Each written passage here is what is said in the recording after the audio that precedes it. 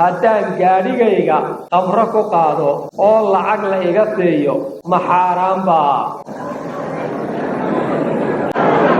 bismillahi raxmaani raxiim waa su-aal waxaan u malinayaa si gooni aad u danaynayseen qosolkiinaan ka arkaya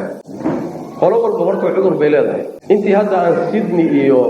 Beth iyo intaan maraynay su-aasha noogu badan waa su-aasha tagsiilayaasha si walba meel walbana lagu soo celceliyay marka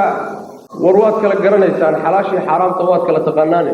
wixii xaraamana ka taga wixii xalaalana qaata khamro aad qaaday inay xaraam tahay nin walba waa yaqaan isu sheegi weyn ninka khamrada cabay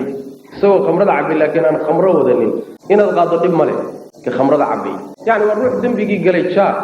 dambigiina uu jirkiisa ku tagay